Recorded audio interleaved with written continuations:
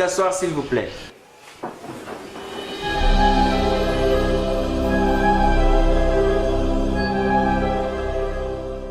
Mesdames et messieurs, l'audience de la Haute Cour de justice du Delta est ouverte. À présent, la parole revient au greffier pour la lecture de l'acte d'accusation. Je vous remercie. Monsieur le Président de la Haute Cour de justice, Mesdames et Messieurs de la Cour, Mesdames et Messieurs les jurys, le temps si attendu est enfin venu pour que notre peuple sèche ses larmes. Plus de 50 ans, notre histoire est tachée de sang. Ce beau pays ressemble aujourd'hui à un volcan qui sommeille, replié sur lui-même avec tant de rancœur et de ressentiment, en affichant une fausse impression d'unité et de concorde nationale. Vous savez, Monsieur le Président de la Haute Cour de justice, Mesdames et Messieurs les jurys, que l'histoire se venge toujours, mais toujours de façon méchante.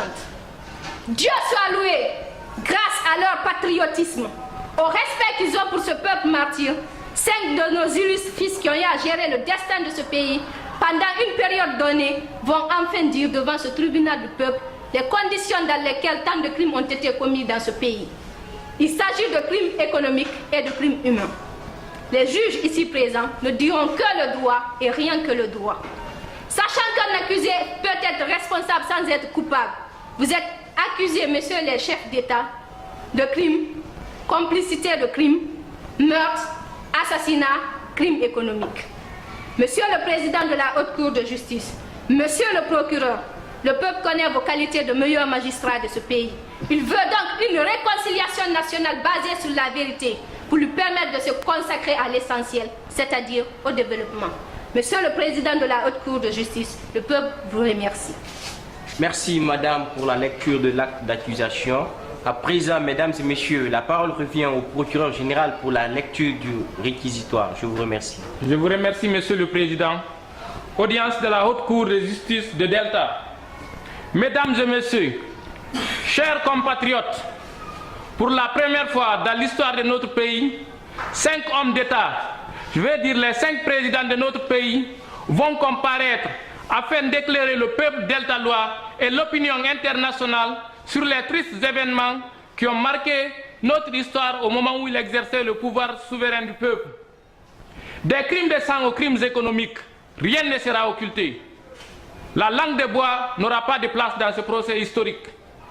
Cette cour n'a pas pour vocation de condamner ou de verser le sang d'un deltalois, fut-il ancien président de la République.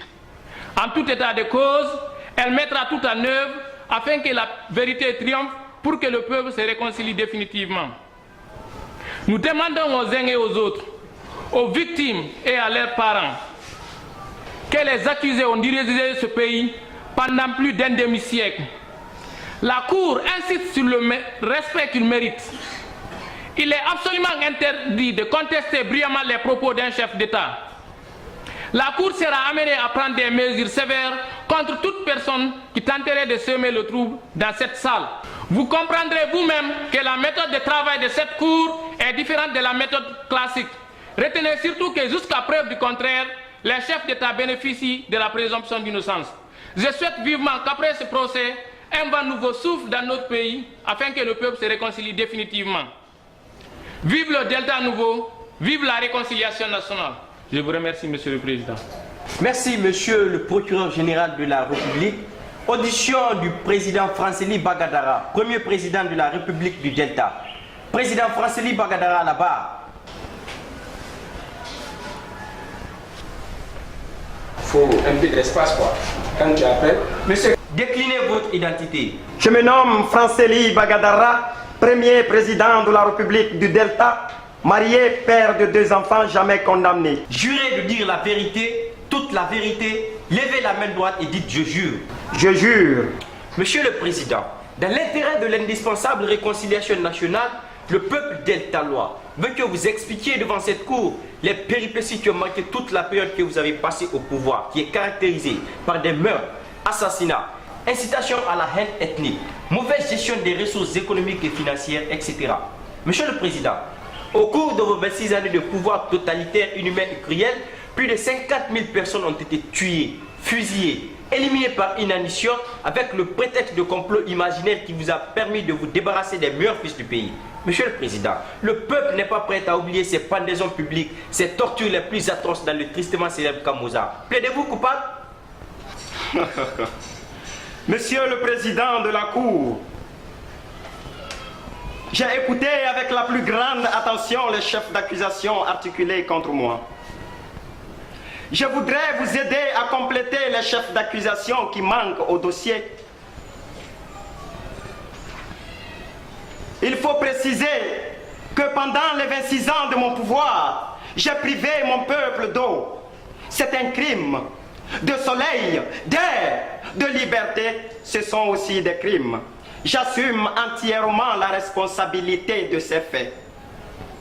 D'entrée de jeu, je voudrais vous apprendre que j'assumerai moi-même ma propre défense. Ce procès est venu à son heure pour que le peuple sache la vérité.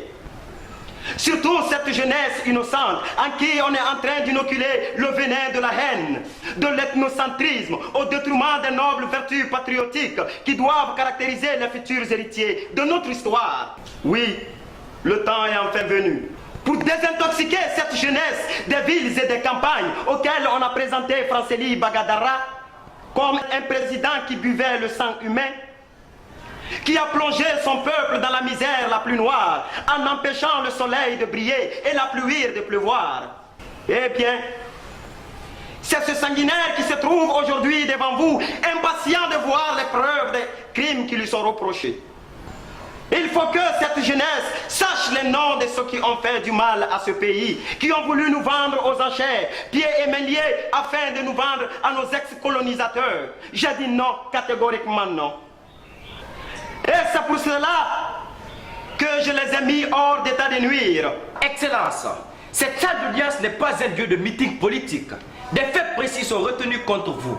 Mais faites-nous l'économie de vos théories révolutionnaires d'un autre âge. Ici, vous êtes devant la loi. Vous dites que vous ne voulez pas l'assistance d'un avocat, mais nous ne ferons pas comme vos tribunaux d'exception. Vous serez défendu par un éminent avocat africain dans les règles strictes de l'art. Monsieur le Président de la Cour, pour tout le respect que je dois à cette Cour et à mon peuple qui nous écoute, je vous prie de ne pas me faire des leçons de morale et encore moins me parler d'avocat pour assurer ma défense. Y a-t-il un avocat mieux placé au monde pour vous confondre en quelques heures? Vous les juges et les commanditaires des loges maçonniques qui disent enfin on a eu la peau de M. Franceli Bagadara qui nous a humiliés en 1958, eh bien, ils seront surpris. Sachez, messieurs et dames de la Cour, que le vrai juge d'un homme est d'abord Dieu, sa conscience et son peuple. Je vois dans cette salle des juges qui n'osent même pas me regarder les yeux dans les yeux. Leur conscience est en train de le juger. Ce qui signifie que le peuple a déjà gagné ce procès. Je le dis à haute et intelligible voix que je ne regrette nullement d'avoir épargné au peuple d'Eltaloa l'humiliation, le retour de ceux qui nous ont colonisés, spoliés et humiliés pendant 60 ans. Je ne regrette nullement d'avoir contribué à la libération du continent africain du joug colonial. Je ne regrette nullement d'avoir dit non à l'homme qui a organisé la résistance face à l'Allemagne victorieuse. Autant j'ai admiré son patriotisme, autant je suis fier d'avoir incarné à une période critique de l'histoire de l'Afrique le patriotisme africain, en choisissant la liberté qui est le bien le plus précieux d'un peuple. Monsieur le Président, nous ne sommes pas là pour recevoir des cours de sciences politiques. Des faits précis sont retenus contre vous. Vous vous croyez encore au palais de la présidence? Ici, vous êtes devant la loi. Vous ne pouvez pas nous distraire en nous rappelant des faits qui sont connus de tout le monde. Restez dans le cadre précis des questions que nous allons vous poser. Monsieur le Président de la Cour, je crois que la balle est dans votre camp. Un tribunal sérieux ne se contente pas de faire des chapelets d'accusation sans apporter aucune preuve aux prévenus. Vous avez parlé d'assassinat, de meurtre